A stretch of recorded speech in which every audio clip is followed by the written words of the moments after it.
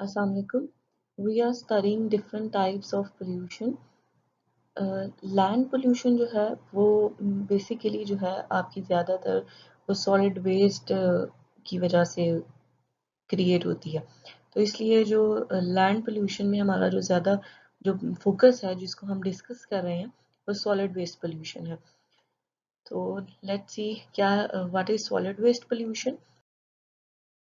Solid waste are categorized as municipal waste, industrial waste and hazardous waste. यानी हम किसे solid waste कह रहे हैं? Solid waste क्या है? वो तीन चीज़ों से मिलकर बना है। उसमें म्यूनिसिपल वेस्ट हो सकता है, यानी जो हमारे घरों का जितना भी वेस्ट है उसे हम म्यूनिसिपल वेस्ट कह रहे हैं, हाउस होल्ड वेस्ट को। एंड इंडस्ट्रियल वेस्ट जो कि हमारी इंडस्ट्री या किसी भी फैक्ट्री से जो वेस्ट जनरेट हो रहा है उसे हम इंडस्ट्रियल वेस्ट कह रहे हैं। And hazardous waste, hazardous waste जो है वो आपके किसी हॉस्पिटल से भी आ सकता है, आपके किसी केमिकल फैक्ट्री से, किसी लेबोरेटरी से जो वेस्ट जनरेट हो रहा है वो हज़ार्डस वेस्ट होगा। डेफिनेशन भी यहाँ पर लिखी हुई है सबकी। Municipal waste arises from domestic activities, यानी आपकी घरेलू एक्टिविटीज से जो जनरेट होगा। Industrial waste arises from industrial activities and hazardous waste are the substances which cause hazard to plants, animals and human beings. Hazardous यानी जो बहुत ज़्यादा हार्मफुल, बहुत ज़्यादा खतरनाक वेस्ट हो सकता है उसे हम हज़ार्डस वेस्ट कहेंगे। Few of the common hazardous waste is radioactive substances, chemical, biological waste, flammable waste and explosive. कोई भी ऐसी चीज, फ्लेमेबल से मुराद कोई भी ऐसी चीज जो कि आग कर सके, एंड एक्सप्लोजिव जो कि एक्सप्लोड हो सके। तो ये इस तरह की ज़्यादा जो चीज़ें हैं वो केमिकल्स से रिलेटेड जो है वो किसी लेबॉर्ट्री वगैरह में हो सकती हैं। तो ये सारी चीज़ें जो हैं ये आपके पास हम इसे कंसीडर करेंगे कि वो हज़ार्डस वेस्ट है। Factors affecting solid waste pollution, क्या आपके पास क्या चीज़ें हैं जो आपके पास जो सॉलिड वेस्ट पोल्यूशन है उसको बहुत ज़्यादा हद तक बढ़ा रही हैं, उसको इंक्रीज कर रही हैं। First factor is over population. Obviously जहाँ पर आपके पास किसी सिटी में पॉपुलेशन ज़्यादा है तो वहाँ पर जो लोग हैं, ख़ासतौर पर बड़े शहरों में फैसिलिटीज़ जहाँ पर ज़्यादा हैं वहाँ पर लोग तरह तरह की चीज़ें भी यूज़ करेंगे और सॉलिड वेस्ट जनरेट भी होगा, क्योंकि वहाँ पर आप देखेंगे हॉस्पिटल्स भी ज़्यादा होंगे बड़े शहरों में। पॉपुलेशन ज़्यादा होने की वजह से फैसिलिटीज़ भी ज़्यादा होंगी, तो वो कंट्रीब्यूट करेंगे सॉलिड वेस्ट पोल्यूशन में। It is a great factor which influence the rise in pollution. के ओवर पॉपुलेशन जो है एक बहुत बड़ा फैक्टर है जो कि increase in waste solid waste pollution का बायस है। Urbanization.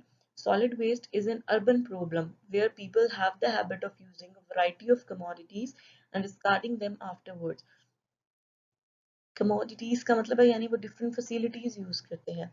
अर्बन एरियाज होते हैं जो कि बिग सिटीज हैं, जो बड़े शहर हैं, वहाँ पर बहुत सारी आपको फैसिलिटीज अवेलेबल होंगी। और जो जाहिर सी बात है, जो फाइनेंशियली स्ट्रॉन्ग शहर होगा, जो अच्छा एरिया है एज कम्पेयर टू किसी विलेज या किसी गांव के या किसी देहात के या किसी टाउन के, कस्बे के, जो बड़ा शहर होगा, जो सिटी होगा, जो अर्बन एरिया होगा, वहाँ पे फैसिलिटीज ज़्यादा हैं। तो लोगों को आदत है कि वहाँ पर वो हर तरह की फैसिलिटी यूज़ करेंगे और जो फैसिलिटी यूज़ करेंगे उसके बाद जो भी उसका वेस्ट होगा उसको डिस्कार्ड कर देंगे। और वो डिस्कार्ड करेंगे, हो सकता है उसको प्रॉपर वे से डिस्कार्ड भी ना करें, डिस्पोज ऑफ भी ना करें, और वो सॉलिड वेस्ट पोल्यूशन डेफिनेटली वो इंक्रीज करेंगे। Affluence. In an affluent society, affluent का मतलब है एक वेल्दी डेवलप्ड सोसाइटी, जहाँ पर जो बहुत अच्छी है, वेल्दी है। The per capita consumption is very high and people discard many items regularly, क्योंकि वो फाइनेंशियली स्ट्रॉन्ग है, वो अफोर्ड कर सकते हैं हर फैसिलिटी को लेना। तो जब उस फैसिलिटी को अवेल करेंगे तो ऑब्वियसली एक टाइम आएगा जब वो फैसिलिटी ख़त्म हो जाएगी और उसे अब डिस्कार्ड करना होगा और वो सॉलिड वेस्ट बन जाएगी और वो एक बहुत हद तक पार्ट प्ले करेगी सॉलिड वेस्ट पोल्यूशन में। नेक्स्ट पार्ट है टेक्नोलॉजी, जो कि फैक्टर एक बहुत इंपॉर्टेंट फैक्टर है आजकल के केस में।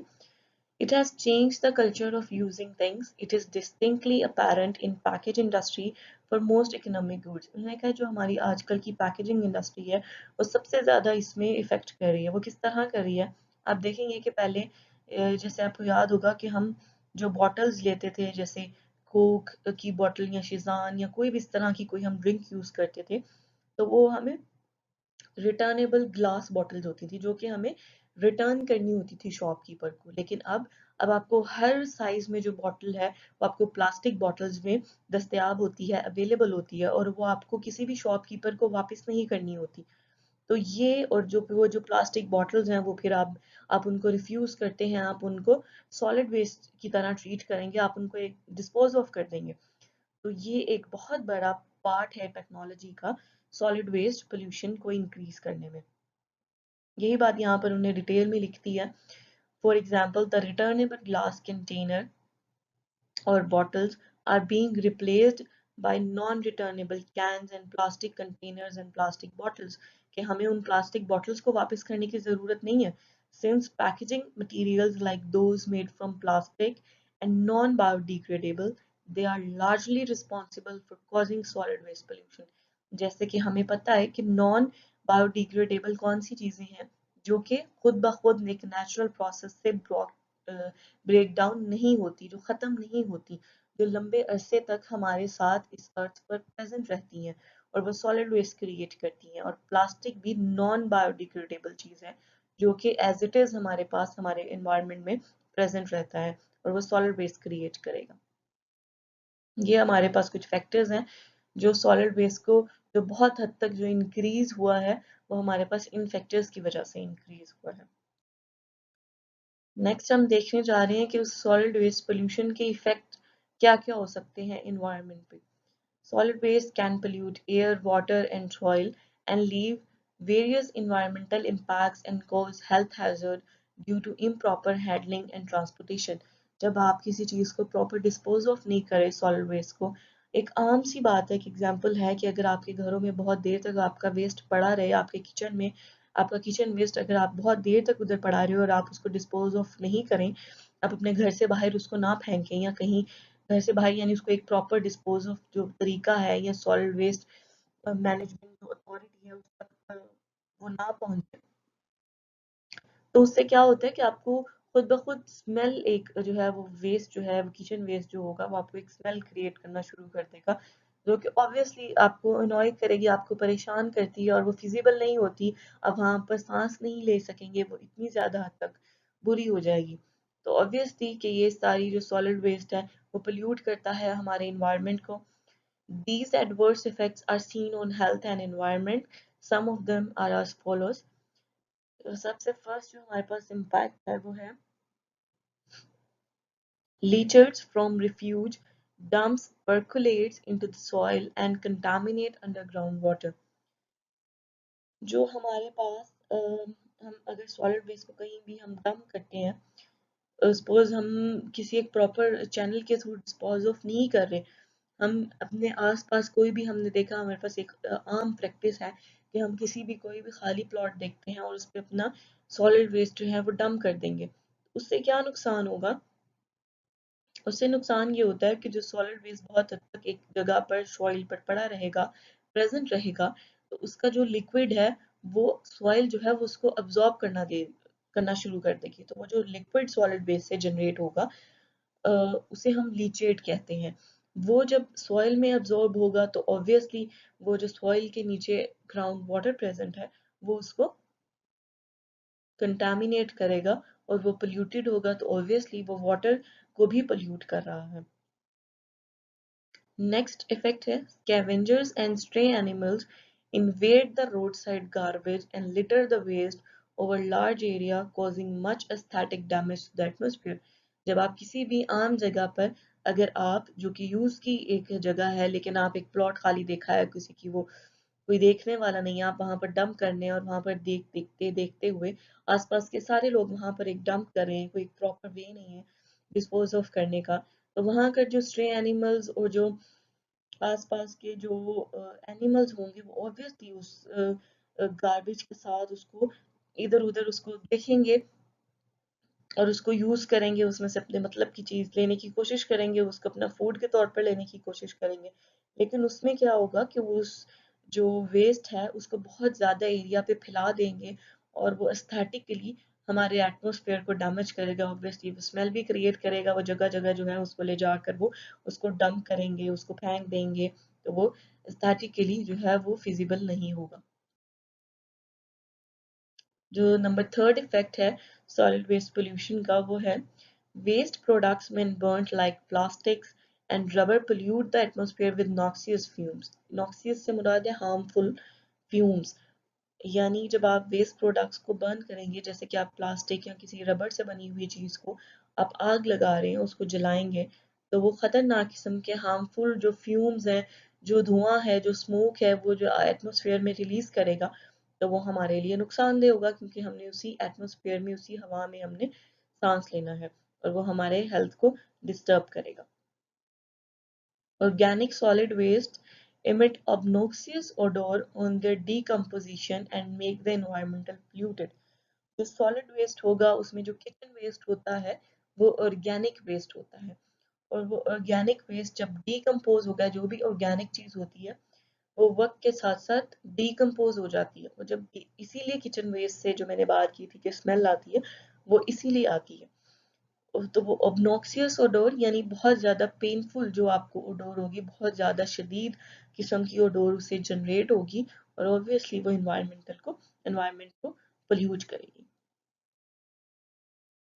नेक्स्ट हम देखेंगे कि हमारे पास कौन कौन से हेल्थ हैजर्ड्स जो हैं हमें फेस करने पड़ेंगे इस सॉलिड वेस्ट पोल्यूशन की वजह से first is vectors like rats and insect invade refuse dumps and spread various diseases obviously जब कोई भी जानवर या कोई भी रैट या इंसेक्ट जो है उसका सामना जो है उस रिफ्यूज से उस सॉलिड वेस्ट से होगा और फिर वो डिफरेंट जगहों पर जो है वो जो वहां से जो है वो डिफरेंट डिजीजेस लेंगी और वो वायरसेस या जो भी डिजीजेस हैं उनको डिफरेंट जगहों पर वो फैलाएंगी जैसे कि आपको मालूम होगा कि जो कोरोना वायरस आजकल जो पैंडेमिक वबा जो हमारी पूरी आलमी जो वबा है जो फैली हुई है वो भी रैट की वजह से बैट की वजह से वो जो है वो स्प्रेड हुई है तो इस स्प्रेड जिस चीज की वजह से क्योंकि वो वेक्टर कहलाता है जिसकी वजह से जो कि फैलाने का स्प्रेड करने का बाइस बनेगा डिजीज को तो ऑब्वियसली रैट्स इंसेक्ट्स बैट्स बहुत से जानवर जो हैं डिजीज को एक जगह से दूसरी जगह फैलाने का सबब बन सकते हैं during handling and transfer of hospital and clinic waste disease transmission में टेक प्लेस जब आप हॉस्पिटल और क्लिनिक वेस्ट को कोई इस तरह के हज़ार्डस वेस्ट को एक जगह से दूसरी जगह ऑब्वियसली आप हॉस्पिटल से हॉस्पिटल के जो डस्टबिन हैं उसका जो सॉलिड वेस्ट एरिया है डंप करने का उधर से आप उसको दूसरी जगह किसी डिस्पोजल साइट पे जहाँ पर उसको डिस्पोज ऑफ करना है फेंकना है उसको ख़त्म करना है वहां पर लेकर जाएंगे तो हो सकता है उसकी ट्रांसमिशन अगर आप अच्छी तरह एक कंटेनर में एक किसी अच्छी हालत की गाड़ी में लेकर नहीं जा रहे जो कि फिजिबल हो तो वो ऑब्वियसली जहाँ जहाँ जिस जगह से वो गुजरेगी हो सकता है कि वो वर्कर्स को ही कंटामिनेट कर दे तो इस केस में ज़रूरी है कि आप अपने वर्कर्स को वेल इक्विप्ड रखें उनको मास्क और ग्लव्स वगैरह ज़रूर प्रोवाइड करें ताकि वो इस डिजीज़ को ट्रांसमिट करने का फैलाने का सबब ना बने Water and food contamination through flies causes various diseases in humans as dysentery, diarrhea and amoebic dysentery. Amoebic dysentery क्या है? Dysentery है stomach related issues है और amoebic dysentery जो किसी अमेबा से माइक्रो ऑर्गेनिज्म है अमेबा अगर किसी अमेबा से आपको कोई स्टमक रिलेटेड प्रॉब्लम हो रही है तो वो अमोबिक डायसेंट्री कहलाती है तो आपके पास जब कोई इस तरह की कंटामिनेशन जो फ्लाइज हैं वो ऑब्वियसली जब आपके पास सॉलिड वेस्ट के ऊपर बैठेंगी और फ्लाइज जगह जगह आपके किसी घर में भी आकर वो बैठती हैं किसी ऐसी जगह पर जिस पे आपका सामना है कोई फूड को कंटामिनेट करती है या वाटर को और जब आप उसे कंज्यूम करेंगे तो ऑब्वियसली आप डिफरेंट बीमारियों का डायरिया और डिफरेंट स्टमक रिलेटेड बीमारियों का शिकार हो जाएंगे Rats dwelling with infectious solid waste may spread disease like plague. इसी तरह rats जो है अगर किसी infectious solid waste से hazardous solid waste से उनका सामना हुआ है और वो उसको फैलाने का सबब बनेगी तो वो ताउन जैसी जो बीमारी है उसको वो फैला सकती हैं ह्यूमन बींग्स में भी Water supply if gets contaminated with pathogens present in solid waste may result in cholera, jaundice, hepatitis, gastroenteric diseases, etc. इसी तरह उन्होंने कहा है कि अगर आपका जो सॉलिड वेस्ट है वो आपके वाटर सप्लाई में किसी तरह उसको भी डिस्टर्ब कर देता है जैसे कि हमने पता है कि जो हमने पढ़ा है कि जो लीचेट हमने हमें जो उसके इफेक्ट्स में पढ़ा है इम्पैक्ट्स में कि इन्वायरमेंटल इम्पैक्ट में कि जो फर्स्ट पॉइंट था कि लीचर जो है वो ग्राउंड वाटर को डिस्टर्ब करता है, उसको पोल्यूट करता है, तो ऑब्वियसली वो आपके पास हेपेटाइटिस, कॉलरा इस जैसी बहुत सारी स्टमक रिलेटेड बीमारियों का सबब बन सकता है। Choking of drains by the solid waste results in waterlogging, which facilitates breeding of mosquitoes and results in the spread of diseases like malaria and plague. Solid waste जो है आपकी जो ड्रेन्स हैं, वेस्ट वाटर की drains हैं, उनको भी मुतासिर कर सकता है, उनको क्लॉग कर सकता है, उनको बंद कर देगा। और वहां पर अगर क्योंकि पानी गंदा होगा, वेस्ट वाटर होगा, वहां पर अगर मच्छर या फ्लाइज अगर वहां पर रहना शुरू कर देंगे, तो ऑब्वियसली वो जब ह्यूमन बींग्स के साथ वो मच्छर या वो मॉस्किटोज या वो फ्लाइज जो है वो कांटेक्ट करेंगे, तो वो मलेरिया जैसी बीमारियां भी फैला सकते हैं। नेक्स्ट हम ये देख रहे हैं कि क्लासिफिकेशन ऑफ वेस्ट क्या है। ये according to their properties waste दो तरह का हो सकता है, एक बायोडिग्रेडेबल और एक नॉन बायोडिग्रेडेबल। हम पहले भी देख चुके हैं कि बायोडिग्रेडेबल क्या होते हैं, जो कि डिग्रेड हो सकते हैं, जिनमें paper, would, fruits and other शामिल हैं, जो कि वक्त के साथ खत्म हो जाएंगे। एंड नॉन बायोडिग्रेडेबल कौन से हैं, जो कि डिग्रेड, ब्रेक नहीं होंगे, टूट नहीं सकते, खत्म नहीं हो सकते, जैसे कि plastic bottles, machines, cans and containers. Next अब कि अब सॉलिड वेस्ट तो हमारे पास आ गया, अब हम उसको डिस्पोज कैसे करें, यानी हम उसे किस तरह अपनी ज़िंदगी से ख़त्म कर सकते हैं, उसको डिस्पोज करने के क्या क्या तरीके हैं। तो डिस्पोजल के ये चार मेथड जो है यहाँ पर लिखे हैं। एक फर्स्ट है सैनिटरी लैंड फिलिंग, ये डिस्पोजल का मेथड हो सकता है। श्रेडिंग हो सकता है, कंपोस्टिंग हो सकता है और इंसिनरेशन हो सकता है। आइए अब इनको डिस्पोजल मेथड्स को हम ज़रा डिटेल में देखते हैं कि क्या क्या डिस्पोजल मेथड्स हैं। सबसे पहले कि डिस्पोजल क्या है। Disposal is done most commonly through a sanitary landfill और थ्रू इंसिनरेशन। कि आपने डिस्पोज को जो है आपने किसी एक खास जगह पर उसको डंप करना है, उसको फेंकना है, तो उसके दो तरीके जो कॉमनली यूज होते हैं, वो एक है सैनिटरी लैंडफिल के नाम से और दूसरा है इंसिनरेशन के नाम से। लैंडफिल क्या है? लैंडफिल एक मॉडर्न मेथड है जिसमें आप क्या करते हैं, बहुत खुली सी एक बहुत दूर जो आबादी से दूर एक जगह होगी, वहां पर आप एक गड्ढा सा बना लेंगे, बहुत गहरा सा, एक इस तरह का डिप्रेशन एरिया आप बनाएंगे और एक इस तरह की सॉइल होगी जो कि लिक्विड को या किसी भी चीज को सॉइल में नीचे पेनिट्रेट ना करने दे, यानी कि इम्परमिएबल सॉइल हो आपके पास, जो कि वहां से फ्लूइड को नीचे पास ना करने दे, ताकि आपके ग्राउंड वाटर को डिस्टर्ब ना करे। That is lined with an impermeable membrane, और आप उसमें कोई ना कोई इस तरह की मेम्ब्रेन प्रोवाइड करते हैं, उसे उस मेम्ब्रेन बिछाते हैं कि वो आपके पास किसी भी आप उसको कोशिश करें कि वो अंडरग्राउंड वाटर में ना पहुंच सके। In it, solid waste is placed in a suitably selected and prepared landfill site in a prescribed manner। एक जो पूरा प्योर मेथड है कि किस तरह लैंडफिल मेथड लैंडफिल को तैयार किया जाता है, मैं वो नहीं बता रही। उन्होंने कहा है कि एक मेथड है उसको तैयार करने का, उसके थ्रू एक लैंडफिल साइट बनाई जाएगी और उसमें सॉलिड वेस्ट को जो है वो रख दिया जाएगा, प्लेस कर दिया जाएगा। The waste material is spread out, उसको फैला दिया जाता है उस जगह पे, and compacted with appropriate heavy machinery, और उसे कम्पैक्ट यानी उसके ऊपर कोई बुलडोजर टाइप कोई चीज, ट्रैक्टर टाइप कोई चीज चलाई जाएगी, जिससे वो कॉम्पैक्ट हो जाएगी, स्ट्रेट हो जाएगी, ताकि उसका वॉल्यूम कम हो जाए। और फिर उसके ऊपर वेस्ट के ऊपर आप एक सॉइल की लेयर जो है वो आप डाल देंगे।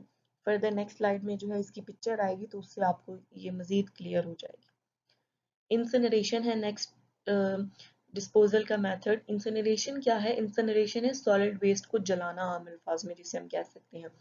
It is the process of burning municipal solid waste in a properly design furnace. के एक फर्नेस है जिसमें बहुत ज्यादा टेम्परेचर होगा, जितना रिक्वायर्ड टेम्परेचर होगा उसको उतनी हीट प्रोवाइड करनी पड़ेगी, और उसके थ्रू आप सॉलिड वेस्ट को जलाएंगे, ऐश प्रोड्यूस होगी, और इसके थ्रू आप सॉलिड वेस्ट को डिस्पोज कर सकते हैं। It reduces the municipal solid waste by about 90 and 75% by weight, कि उसकी वो बहुत ज़्यादा हद तक जो है वो जल जाएगा, तो सिर्फ वो अब ऐश रह जाएगी, वो जो 90% में जो 10% बाकी रह जाएगी वो ऐश होगी, राख होगी, जिसको अब आपको सिर्फ डिस्पोज ऑफ करना होगा। ऑब्वियसली अगर आप इसमें ज़रा कम जगह लेगी ऐश, क्योंकि 10% रह गई है, तो उसको जो डंप करना है उसको भी लैंडफिल में या किसी इसी तरह की जगह पर आपको डंप करना होगा। तो वो 10% को करना आसान है डंप करना, क्योंकि वो कम जगह लेगी। लेकिन इंसिनरेशन के अपने नुकसानात हैं, उससे बहुत ज़्यादा जो है जलाएंगे आप तो आपके सल्फर ऑक्साइड और नाइट्रस ऑक्साइड की गैसेस भी रिलीज होंगी, जिससे एयर पोल्यूशन भी हो सकती है। तो इंसिनरेशन अगर करें भी तो एक कंट्रोल्ड इंसिनरेशन हो, जिससे ये पार्टिकल्स इन्वायरमेंट में रिलीज ना हो। ये है ये पिक्चर जो कि डिपिक्ट करी है, एक लार्ज सा एरिया है जिसमें सॉलिड वेस्ट जो है, इस तरह का बड़ा सा एरिया है जिसमें सॉलिड वेस्ट साइट आप बना लेते हैं और यहाँ पर आप सॉलिड वेस्ट को डंप कर सकते हैं। जैसे आप ये देख रहे हैं कि ये पिक्चर में उन्होंने सॉलिड वेस्ट डंप किया और उसके ऊपर जो है आप मजीद वो एक लेयर सॉइल के ऊपर लगा देंगे। जब आपने डंप कर लिया सपोज, तो आप उसके बाद अब उसमें एक सॉइल की लेयर फेंक लेंगे। फिर आप नेक्स्ट सपोज आप हफ्ते बाद उस पर पूरे जगह का एक सिटी का सॉलिड वेस्ट डंप कर रहे हैं, तो वो पूरा डंप करने के बाद उस पर आप कंपैक्ट करने के लिए कोई ट्रैक्टर या कोई बुलडोजर चला देंगे, जिस तरह की ये मशीनरी यहाँ पर आप देख भी रहे हैं पिक्चर में। तो उसके बाद क्या होगा, आप उस पे ऊपर वो उसको कॉम्पैक्ट कर देंगे और उसके ऊपर फिर आप एक सॉइल की लेयर डाल देंगे। ये इंसनरेशन शो करवा रही है पिक्चर, इंसनरेशन प्लांट है और ये इसमें जो है आप हीट प्रोवाइड करेंगे और उसको आप सॉलिड वेस्ट को बर्न कर सकते हैं। इसके अलावा जो बाकी मेथड्स हैं, कंपोस्टिंग। कंपोस्टिंग क्या है? Bacterial decomposition of organic components of the municipal waste result in the formation of humus or compost and the process is known as composting। जिस तरह हमारे पास किचन वेस्ट है उसमें ऑर्गेनिक कंपाउंड्स बहुत ज़्यादा होंगे, उसमें बैक्टीरिया, तो अगर उसकी हम बैक्टीरियल डिकम्पोजिशन, उसमें बैक्टीरिया प्रेजेंट हो अगर, और उसमें वो उसको डिकम्पोज करने में हेल्प करेंगे, तो आपके पास ये बिल्कुल जिस तरह हम घर में कह लें कि आप खाद तैयार कर सकते हैं, तो उसे हम कंपोस्ट बोलेंगे और वो फिर आप अपने गार्डन में यूज कर सकते हैं, किसी क्रॉप के साथ किसी अपनी फील्ड में यूज कर सकते हैं। It helps in disposal of solid waste and production of valuable manure for crops. It is also termed as biodegradation और इसको उसका दूसरा नाम कंपोस्टिंग का बायोडिग्रेडेशन कह सकते हैं। नेक्स्ट जो आपके पास डिस्पोजल का मेथड है कि आप रिसाइकलिंग करें, आप चीज़ों को जिस हद तक रीयूज कर सकते हैं या उसको उसका रीयूज करें, उसको रिसाइकल करें। It means reusing some components of the waste that may have some economic value. Recycling conserve resource, reduce the energy used during manufacturing and also reduce pollution। यानी आप वेस्ट में देखें कि जिस चीज़ को आप दोबारा यूज़ कर सकते हैं उसको रिसाइकल करें और उसको यूज़ करने के बाद उसको प्रॉपर, उसके बाद जितनी दफ़ा आप उसको रिसाइकिल कर सकते हैं, क्योंकि ये रिसोर्सेज भी बचाएगा और ये आपकी जो एनर्जी यूजेज है उसको भी कम करेगा और पोल्यूशन भी कम करेगा। ये कंपोस्ट की पिक्चर दिखाई हुई है कि कंपोस्ट बन की इस तरह की एक पिक्चर आ जाएगी और ये किस तरह बनते हैं कि आपके पास जो भी वेस्ट है उसको आप लेकर जाएंगे किसी भी गाड़ी के थ्रू, किसी एक फील्ड में एक खुली जगह पर पहुंचाएंगे, उसको डिफरेंट पाइल्स बना देंगे, उसके पाइल्स बनाने के बाद उसको अच्छी तरह मिक्स करेंगे और एक उसकी पूरी एक लेयर बना देंगे, उसको कंपोस्टिंग वे जिसको नाम कह सकते हैं, उसकी लेयर्स बिछा देंगे और उसमें डिफरेंट जो है बैक्टीरिया फिंजाई के थ्रू और ऑक्सीजन उसको प्रोवाइड करेंगे ताकि वो एक खाद में, एक फर्टिलाइजर में, एक मेन्योर में चेंज हो सके। और जब उसको वो उस पर एक प्रॉपर टाइम एक गुजर जाएगा, उसकी श्रेडिंग करेंगे और उसको फिर स्टोरेज कर सकते हैं, स्टोर करके उसके बाद आप उसको यूज कर सकते हैं किसी भी गार्डन में या किसी भी क्रॉप के लिए एज अ फर्टिलाइजर। अब इसमें जो सॉलिड वेस्ट मैनेजमेंट जिसे आप कह सकते हैं कि सॉलिड वेस्ट को मैनेज किस तरह करें, तो उसमें सबसे एक इम्पॉर्टेंट पॉइंट है सोर्स रिडक्शन। सोर्स रिडक्शन क्या है? It is one of the fundamental ways to reduce waste. This can be done by using less material when making a product, reusing products, designing products, packaging to reduce their quantity.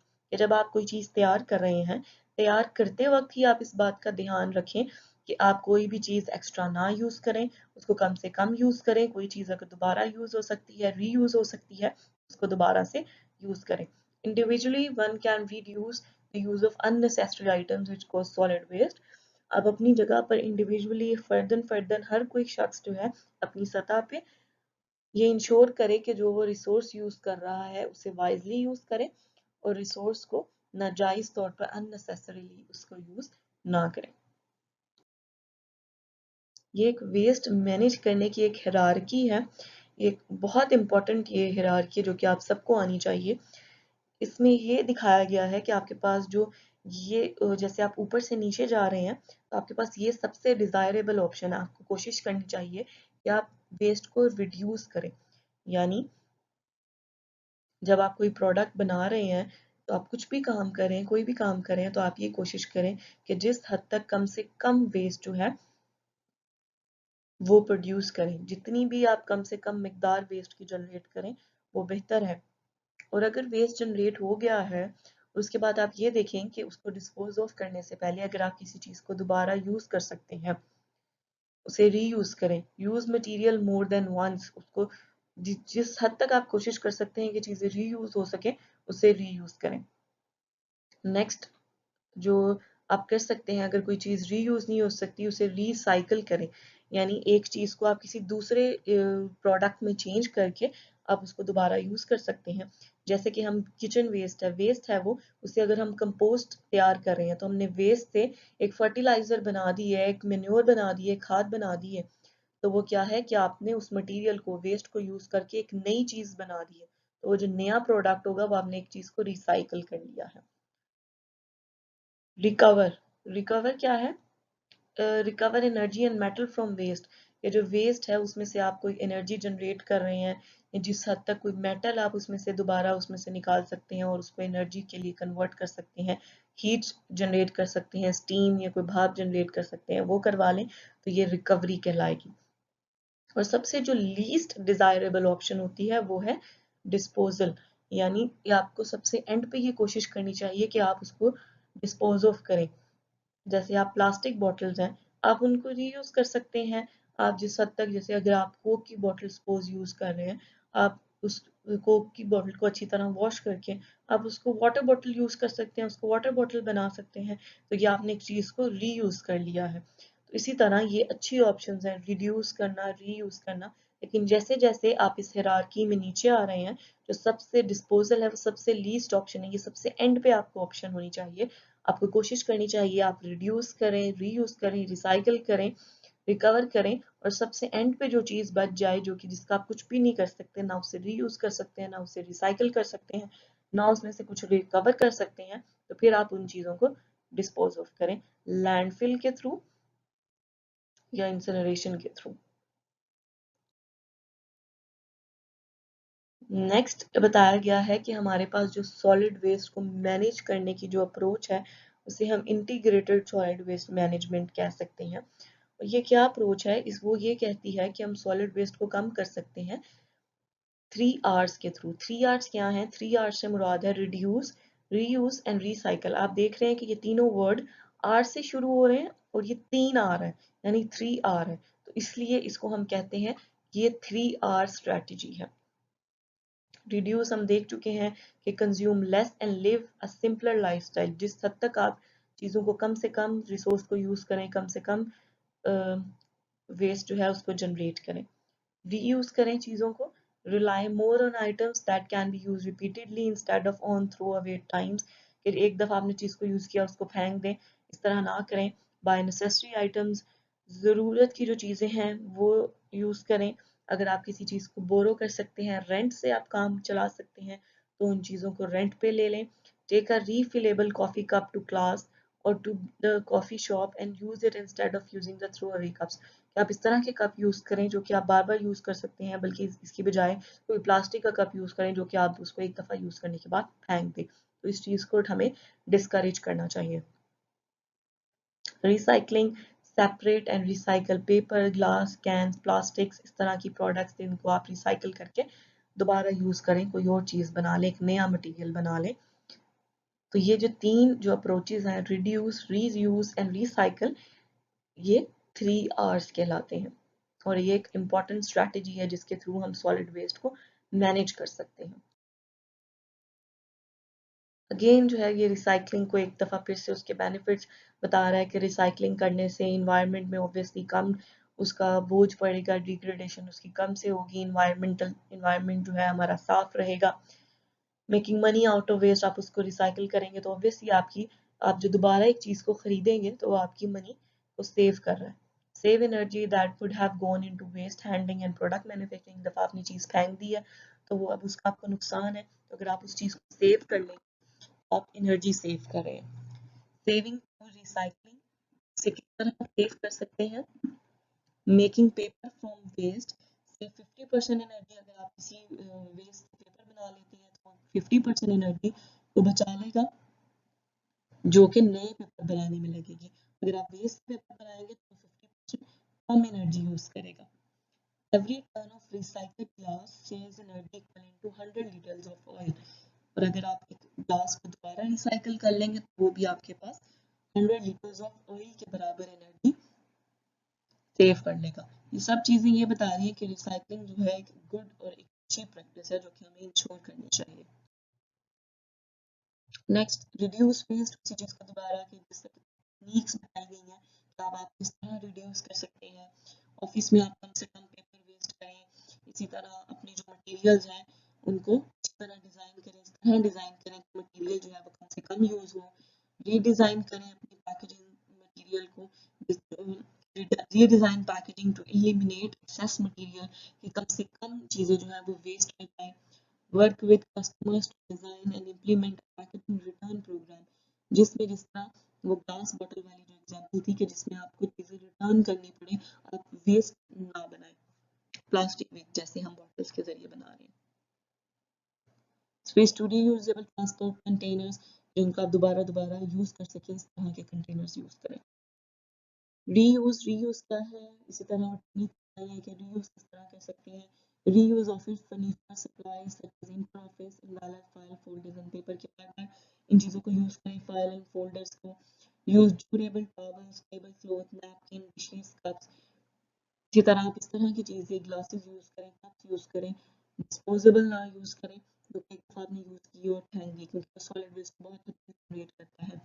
Use incoming packaging material for outgoing shipments, जो चीज़ें आई हैं आपके पास, अगर आपके पास कोई इस तरह की चीज़ आपके पास आई है पैकेजिंग में, अगर आपने कोई चीज़ किसी को भेजनी है तो वही जो पैकेज आया है, आप कोई नया बॉक्स खरीदने की बजाय इसमें आपको डिलीवरी हुई थी, आप उसी बॉक्स में डालकर आप वापस किसी और को भी उसमें डाल के कोई चीज़ भेज सकते हैं, तो ये आपने रीयूज कर लिया। encourage employees to reuse office materials rather than purchase new one, और उन्हें बताएं एम्प्लॉयज़ में भी इस बात की अवेयरनेस करें कि आप जितना चीज़ों को रीयूज कर सकते हैं उन्हें रीयूज करें, एक दफ़ा चीज़ को यूज़ करने के बाद उसको ज़ाया मत करें। डोनेट एंड एक्सचेंज कर सकते हैं, जैसे अगर बुक्स हैं, आपके क्लोथ्स हैं, आपके कंप्यूटर है, कोई भी इस तरह का इक्विपमेंट है तो जब आपके पास सच में है या अब आपको उसकी ज़रूरत नहीं है, अब आप वो चीज़ें किसी और को दे सकते हैं, जैसे ओल्ड बुक्स हैं, क्लोथ्स हैं, तो आप किसी और को यूज़ करने के लिए दे सकते हैं, इसकी बजाय कि आप उसको वेस्ट कर दें। नेक्स्ट तो एक इम्पॉर्टेंट पॉइंट है, जिसे हमने वो वेस्ट मैनेजमेंट हायरार्की में देखा था, रिकवरी का पॉइंट, जिसमें था कि आप वेस्ट से एनर्जी को बना सकते हैं। तो वेस्ट की एनर्जी इंसिनरेटर्स ये है कि आप वेस्ट से एनर्जी को एक्सट्रैक्ट करते हैं, कि उसमें जो हीट मौजूद होती है, वेस्ट में जो हीट की कैपेसिटी है, वो आप किसी प्लांट के थ्रू उस वेस्ट को जलाकर उसमें से कोई एनर्जी जो है वो जनरेट कर लेंगे, उससे वो एनर्जी यूज कर लेंगे, फिर नेक्स्ट किसी प्रोसेस को चलाने के लिए। So waste energy is the process of generating energy in the form of electricity or heat. या तो आप इलेक्ट्रिसिटी जनरेट करवा सकते हैं या आप हीट प्रोड्यूस कर सकते हैं from the primary treatment of waste, कि आप वेस्ट को ट्रीट करके उससे ये दो प्रोडक्ट्स हासिल कर सकते हैं। और the processing of waste into a fuel source, और इसी तरह आप जब वेस्ट को प्रोसेस करेंगे तो जो हीट है या कोई इस तरह का, ये अब आप उसको एक फ्यूल के तौर पर नेक्स्ट किसी प्रोसेस में, नेक्स्ट किसी इंडस्ट्री में एज अ फ्यूल उसको यूज कर सकते हैं। It is a form of energy recovery, obviously इसमें आप एनर्जी को रिकवर कर रहे हैं, तो वेस्ट में जो एनर्जी कैपेसिटी है उसको आप एक्सट्रैक्ट कर रहे हैं। ये एक पिक्चर है जिसमें एक्सप्लेन किया गया है इसके प्रोसेस को कि सॉलिड वेस्ट से एनर्जी जो है वो किस तरह बनाई जा सकती है। इसमें ये जो फर्स्ट पॉइंट है इंस्पेक्शन साइड, वो ये बता रहा है कि आपने जो सॉलिड वेस्ट आएगा ऑब्वियसली आप उसमें से जो वेस्ट जिसमें से एनर्जी जनरेट हो सकती है आप उसको क्या करेंगे, आप उसको सेपरेट करेंगे और उसको श्रेड कर देंगे, यानी उसको डिफरेंट पीसेस में कट कर देंगे, श्रेडिंग जिसे बोलते हैं। उसके बाद आप क्या करेंगे कि उसमें जो मैग्नेटिक मटेरियल है उसको, कोई इस तरह का मटेरियल फेरस जैसे मटेरियल है उसका आपको नहीं चाहिए, आप उसको क्या करेंगे, आप उसको डायरेक्टली अलग कर देंगे और उसको किसी फेरस मेटल मार्केट में उसे भिजवा देंगे सेल करने के लिए। जो बाकी मटेरियल जिसमें से एनर्जी जनरेट हो सकती है उसको क्या करेंगे, आप उसको फीड कर देंगे। कहाँ पर? आप उसको एक वाइब्रेटिंग फीडर में फीड कर देंगे और उसको बर्न करेंगे, उस वेस्ट को बर्न करके क्या करेंगे, उसमें से हीट प्रोड्यूस होगी, उसमें से स्टीम प्रोड्यूस होगी। तो वो जो हीट है वो आप यहाँ से क्या करेंगे, किसी टरबाइन को उसका पाइप उसको पहुंचा देंगे ताकि वो हीट जो अब आपने जलाकर वो जो हीट या स्टीम प्रोड्यूस हो रही है वो हमारे पास सेव हो जाए। तो वो टरबाइन के थ्रू हमारे पास एक जनरेटर के थ्रू वो हमारे पास सेव हो जाएगी, जिसको बाद में हम इलेक्ट्रिसिटी प्रोड्यूस करने के लिए यूज कर सकते हैं। और बाकी प्रोसेस इधर क्या हो रहा है कि बाकी प्रोसेस ये हो रहा है कि इसमें से जो मेटल बाकी रह जाएंगी जो कि ख़त्म नहीं हो सकती, जो कि जल नहीं सकती, हमारे पास एज इट इज़ जो है वो रिकवर हो जाएंगी, वो वैसे ही आ जाएंगी। नेक्स्ट क्या होगा कि जो पार्टिकल्स जो हैं वो कुछ जो जल गए, जो राख में तब्दील हो गए, जो फ्लाई ऐश बन गए हैं, वो यहाँ पर आपके पास इकट्ठे हो जाएंगे इलेक्ट्रोस्टैटिक प्रेसिपिटेटर से गुजरने के बाद। ये क्या करेगा, क्योंकि बहुत ज़्यादा टेम्परेचर में उसको प्रोवाइड किया गया होगा इस स्टेज पे, 4 नंबर स्टेज पे, इसलिए उसको ये ठंडा करेगा प्रेसिपिटेटर और उसके बाद फ्लाई ऐश को क्या करेंगे, आप यहाँ पर कलेक्ट कर सकते हैं और कलेक्ट करने के बाद आप उस ऐश को जो है डिस्पोज ऑफ कर सकते हैं। और इसी तरह यहाँ पर एक फैन लगा हुआ होगा ताकि वो जो हीट है उसको कम कर सके, उसको ठंडा कर सके जो टेम्परेचर है। और ये स्टैक से जो है आपके पास जो रिसेस में जो आपके पास स्मोक है, जो धुआं है, वो आपके पास रिलीज कर सकते हैं। और ये जो इलेक्ट्रोस्टैटिक प्रेसिपिटेटर है वो इस स्मोक को जो है, इस धुएं को लेस टॉक्सिक बनाएगा, लेस हार्मफुल बनाएगा। इसमें जो पार्टिकल्स हैं वो इन्वायरमेंट में जाके, एयर में जाके उसको पोल्यूट ना करें। तो ये एक प्रोसेस है जिसके थ्रू हम एनर्जी जनरेट कर सकते हैं। यहाँ पर ये जो स्टीम जनरेट हो रही है, ये यहाँ पर टरबाइन जनरेटर्स के थ्रू एक पूरा प्रोसेस लगा हुआ होगा जिसके थ्रू फिर आप एनर्जी जनरेट कर रहे हैं, इलेक्ट्रिसिटी पावर जनरेट हो रही है जो कि आप फर्दर फिर आप घरों को या किसी भी इंडस्ट्री को आप प्रोवाइड कर सकते हैं यूज करने के लिए। सॉलिड वेस्ट पोल्यूशन जो टॉपिक है वो कंप्लीट होता है यहाँ। Thank you very much.